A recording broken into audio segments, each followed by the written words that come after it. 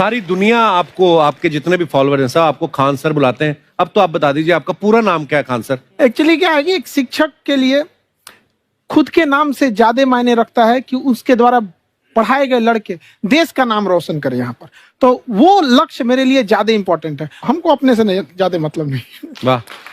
मैं खान सर के बारे में बता दूं कि इनका यूट्यूब पे जो एजुकेशनल चैनल है उसके 17 मिलियन मतलब 1,70,00,000 फॉलोअर्स हैं। अब 19 हो गए। 19 हो गए। बाप रे, क्या बात है, वाह। तो लॉकडाउन से पहले सर 30,000 थे। हाँ। एकदम लॉकडाउन के बाद जितनी आपकी सब्सक्रिप्शन बढ़ी है उतनी तो ओटीटी प्लेटफॉर्म्स की नहीं बढ़ी जितनी आपकी बढ़ गई। ये नेक काम की शुरुआत कैसे हुई थी खान सर? लॉकडाउन से पहले हम लोग ना ऐसे फिजिकली क्लास में ज्यादा पढ़ाते थे। अच्छा जी। क्लास में भी बहुत भीड़ रहती थी, लड़के पढ़ नहीं पाते थे। मजबूरी हो गई लॉकडाउन के बाद यूट्यूब पर पढ़ाना, क्योंकि दूसरा कोई ऑप्शन ही नहीं था। और हमको भी नहीं समझ में आया कि लोगों ने क्यों इतना ज्यादा सब्सक्राइब करते गए, क्योंकि हम तो वैसे ही पढ़ा रहे थे जैसे पहले पढ़ाते थे वहां पे। तो बस ये रहता है कि लड़कों को पढ़ाई से रिलेटेड उसको डाउट ना रह जाए कोई भी, क्योंकि जब हम लोग पढ़ते थे ना तो सबसे पीछे आते थे, हम लोग क्लास के पीछे बैठते थे। हम लोग मान लिए थे कि ये लोग बहुत अच्छे पढ़ने में, हम लोग का तो कुछ नहीं हो सकता है यहाँ पे। और घर वालों को भी लगता था तो जीव ले ला, कैसे भी काम चल जाएगा। बाद में हम लोग को पता चला ना कि टीचर की गड़बड़ी थी, हमारे ऊपर ब्लेम लगा दिया। सर आइए, बहुत बहुत स्वागत है आपका। वाकई एक्चुअली अगर पढ़ाने का तरीका इतना सरल हो, आसान हो, जैसे ना सर मुझे बचपन में ना मुझे हिस्ट्री का पढ़ने का बड़ा मजा आता था। बड़ा होके पता चला कि मेरा हिस्ट्री में तो था इंटरेस्ट, पर मुझे कहानियां पढ़ना अच्छा लगता था जी। आज मुझे थोड़ा लिखने का भी शौक है, एक आध कुछ शायद फ्यूचर में चल के आप वो भी कुछ ऐसा देखें, तो मतलब मुझे शौक है लिखने का। अब जाके समझ में आया कि वो क्यों अच्छा लगता था, उसमें कहानी होती थी। तो ये नहीं हमें पढ़ाया, हमें रट्टा मरवाते थे। तो ये जो आपका ये जो तरीका है ये बहुत ही बढ़िया है। काश हमारे समय में भी ऐसा होता, यूट्यूब पे अच्छे अच्छे शिक्षक होते। हालांकि हमारे टीचर भी बहुत अच्छे थे, लेकिन इतने डिटेल में खान सर मैंने आपके वीडियोस देखे हैं, मतलब जिस सब्जेक्ट को आप जानते भी ना हो और अगर लेक्चर देखे और सुने तो उसमें इतनी रुचि पैदा हो जाती है। बिकॉज हम सब टीचर्स के द्वारा ही पढ़ाए गए हैं और हमारे अच्छे टीचर्स भी रहे हैं, लेकिन जरूर आप में एक बहुत ही खास बात है कि आप हर सब्जेक्ट को बहुत इंटरेस्टिंग बना देते हैं। और थैंक यू। इसमें क्या है ना, टैलेंट जो है ये टीचर्स को विजुअल ट्रेनिंग कैसे देनी है, जो बताया अभी कपिल जी ने। कहानी, मैं एक छोटा प्रश्न पूछता हूँ, असैसिनेशन की स्पेलिंग किसको मालूम है यार? लोग बिलीव नहीं करेंगे लेकिन मुझे मालूम है। असैसिनेशन की स्पेलिंग होती है भाई एस माने गधा, गधे के ऊपर एक और गधा, एक और एस, उसके ऊपर आई मतलब मैं पूरा, और मेरे ऊपर पूरा देश नेशन, एस आई नेशन।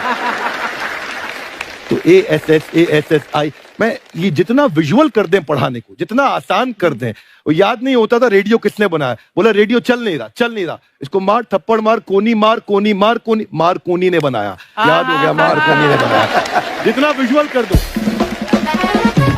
जैसे आपने कहा कि कैसे किसी चीज को इतना अच्छा समझा देते हैं, वो आधे घंटे के क्लास के लिए पीछे 1 हफ्ते का मेहनत होता है। मैं ये भी पूछने वाली थी कि कितनी मेहनत लगती है आपको। वो डिपेंड करता है कि हम कब तक सेटिस्फाई नहीं हो जाते। अच्छा। कभी कभी तो कोई चीजें 2-2 महीने से अटकी हुई है, जब तक हम नहीं सेटिस्फाई होते, नहीं इसको ऐसे नहीं, अब लड़के समझे तब तक नहीं बताते उसे। कहते हैं ना, दुनिया ने मेरी बुलंदियां देखी, किसी ने पांव के छाले नहीं देखे। क्या है ना कि हम लोग अपने स्टूडेंट लाइफ में इतना पीछे थे ना, कभी कभी अपने आप को से डर लगने लगता था, यार हम कहाँ आ गए, हमारा कुछ हो सकता है कि नहीं हो सकता है यहाँ पे। तो लेकिन ना कुछ सीखने का बड़ा शौक था। हाँ। तो जैसे एक फिल्म बनाने से पहले डायरेक्टर कितने महीने की प्रैक्टिस करता है, 2 साल की मेहनत के बाद एक 3 घंटे की फिल्म बनाना पड़ता है। उस तरह से थोड़ा काफी मेहनत करना पड़ता है पीछे से, तब जाके समझ में आता है। और धीरे धीरे एक्सपीरियंस होने से थोड़ा समझ में आ जाता है कि क्या कहाँ पे कौन सा चीज डाउट आएगा वहां पे। और आपसे पढ़ाई करने का ये भी फायदा है कि ये पीट नहीं सकते ना यूट्यूब चैनल से, अंदर से निकल के थप्पड़ भी नहीं मार सकते। हमें तो पीटा इतना है ना, हम तो मतलब टीचर से सवाल नहीं पूछ सकते थे। अभी बचपन में पूछ भी लिया ना कि सर सूरज कितना दूर है, तुझे जाना है उधर है। मतलब ये नहीं कि बच्चे के साथ दोस्ती करो, उसके साथ। आजकल माहौल बहुत बदल गया है, अब तो बच्चों की पिटाई भी नहीं होती, हमारे टाइम बड़ी पिटाई होती थी। हम भी कहते हैं, हमसे भी लड़के नहीं पूछते हैं, क्योंकि उन्हें पूछने की नौबत ही नहीं आती है। अच्छा। क्लियर हो जाता है ऐसे ही। वाह क्या बात है। मैंने देखा है सर आपके फॉलोअर्स में रवीना टंडन भी है एक। तो जब आप आए, कितनी मुस्कुराहट आई खान साहब आपके। तो जब कभी आप कोई नया वीडियो डालते हैं तो आप उनको पर्सनली मैसेज करते हैं कि किसी चीज पे डाउट हो तो कॉल मी एनी टाइम, ऐसा करते हैं आप। अच्छा, विवेक सर के बारे में हमने सुना है कि किसी को बिजनेस रिलेटेड प्रॉब्लम हो तो ये 5 सेकंड के अंदर जवाब दे देते हैं। जब भाभी जी आपको तैयार होने के बाद पूछती मैं कैसी लग रही हूँ, 5 सेकंड में जवाब दे पाते हैं आप? देखिए, इसमें तो सभी लोग पीड़ित हैं और हर जगह, हर घर में ये जरूर सुना होगा सबने कि बच्चों के चक्कर में तुम्हारे साथ रह रही है, वरना तुमको तो कब का छोड़ के चली गई होती। ये बड़ी कॉमन बात है। So right. So right. Parmeet sir बोलते हैं आपको ऐसा? आप तो कभी नहीं बोलती होंगी। इनका उल्टा है, इनका एटीट्यूड पति वाला है वैसे, तो इसलिए। क्या प्रॉब्लम है? नहीं, कोई औरतों को प्रॉब्लम मतलब मर्दों से कम बिल्कुल मत समझो। नहीं, ठीक है, पर ऐसे मुक्के वगैरह नहीं मारने चाहिए आप। सर आपने अभी तक शादी नहीं की ना खान सर? नहीं। इतने पॉपुलर हो गए आप, आपका सेंस ऑफ ह्यूमर इतना अच्छा है, तो बड़े सारे प्रपोजल तो आते होंगे आपको। अभी तो इधर कुछ नहीं है सर। खान सर पर्सनल सवालों का जवाब कम देते हैं। अच्छा, जैसे हम शादीशुदा लोगों को देखने के बाद हमको थोड़ा सा और अच्छा, कई बार ना इंसान ज्यादा मोटिवेशनल स्पीकर्स को सुन लेना तब भी कंफ्यूज हो जाता है। कोई कहता है बड़े सपने देखो, गाड़ी लो, बैंक बैलेंस बनाओ। कोई कहता है कि इच्छाएं नहीं रखनी चाहिए, ये दुखों का कारण है। हम किसकी सुने गुरुजी? सुने सबकी, करे खुद की। जो दिल से निकले। दिल से निकले, क्योंकि जो सुनते हैं हम कई बार सुनते हैं और उसको खुद की प्रोसेसिंग करते ही नहीं है, और जब दूसरों की बातें सुनकर बिना प्रोसेस करके फॉलो करने लगते हैं, उसी को तो हम अंधश्रद्धा कहते हैं। बिल्कुल। उसको प्रोसेस करें, अपने दिल से जो रेजोनेट होता है उसको सोचे और फिर करें। मम्मी सुना, मेरी मम्मी के आगे डॉक्टर फेल है। मम्मी की जो सहेली ऑन द स्पॉट इसके साथ बैठी है, और इनको अगर कोई प्रॉब्लम है, फॉर एग्जाम्पल कोई शुगर की प्रॉब्लम है, तो उन्होंने जो बोल दिया वो अंतिम सत्य है। ले मैनू फलानी कहती है, ऐ खाड़ो तो ऐ हो जाता है। ये सवाल मैंने आपके लिए पूछा था मम्मी।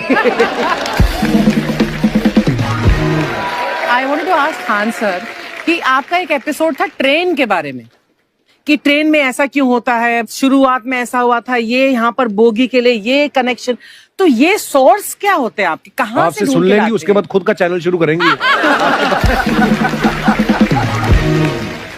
कुछ चीजें तो ऐसे डायरेक्टली मिल सकती हैं, और नहीं तो वहाँ ऑन द स्पॉट जाके वहाँ पे पूछ लेते। जो वर्कर होते हैं ना, उन लोग को ज्यादा आइडिया रहता है, उन लोग से वो पूछ लेते हैं कि ये कैसे काम करता है, तो वो ज्यादा कोशिश करते हैं कि हम किसी चीज को खुद से अगर जाने रहेंगे तो ज्यादा अच्छे से डिलीवर कर सकते हैं। तो कई बार वहाँ यार्ड वगैरह में भी चले जाते हैं पता करने के लिए। लेकिन बहुत इंटरेस्टिंग था। हवाई जहाज पर भी बनाइए। आप कहती हैं तो एक उस पर भी बना ही देंगे। बहुत शुक्रिया जी। अच्छा सर, कई बार ना माँ बाप भी, जो मैं ये कहूंगा कि उनकी गलती होती है कि अगर बच्चा आपका 4-5 साल का है, आप शुरू से उसके मन में डालना शुरू कर देते हो कि ये तो इंजीनियर बनेगा। हो सकता है बाप इंजीनियर हो, वो चाहता है कि जरूरी तो नहीं है। अब मेरे पिताजी पुलिस में थे जी, मेरे मामा सब आर्मी में थे, मैं अकेला इस फील्ड में निकला है, मुझे ये चीज अट्रैक्ट करती थी। ये कहाँ तक सही है सर?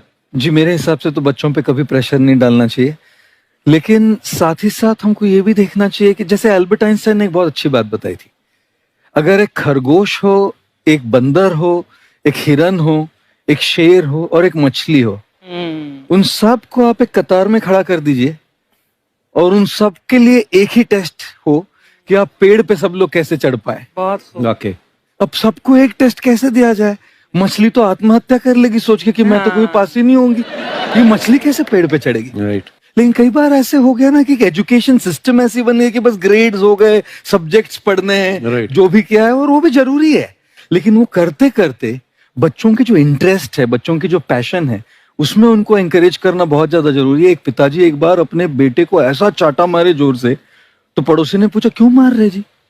बोला कल रिजल्ट है इसका। कल रिजल्ट? तो बोले रिजल्ट कल है ना साहब, तो आज क्यों मारने? कल बाहर गाँव जा रहा हूँ, कल का काम आज निपट के करता हूं।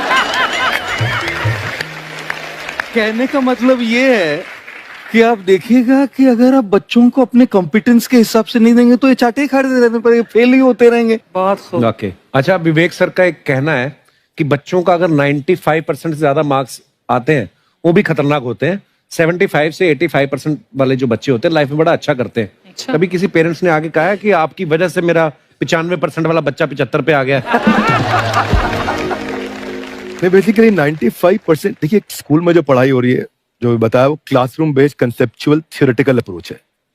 और उसमें बच्चे को क्या चाहिए, एक कॉन्सेप्ट होता है कि जिस सब्जेक्ट में 10 में से 3 आ रहे हैं उस पर फोकस करने की जगह वहां फोकस करो जिसमें 10 में से 7 आ रहे हैं, ताकि उसका सुपर स्पेशलिस्ट बने। पर वहां सब कुछ पोर किया जा रहा है, तो 95% के चक्कर में, 98% के चक्कर में अपनी ओवरऑल डेवलपमेंट कर नहीं पाता है।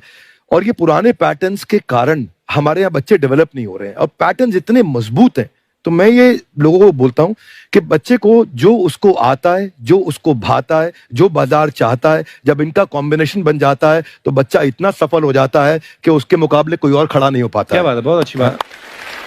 मैं देखो, ये पुराने बिलीफ तोड़ने जरूरी हैं। आप जानते हैं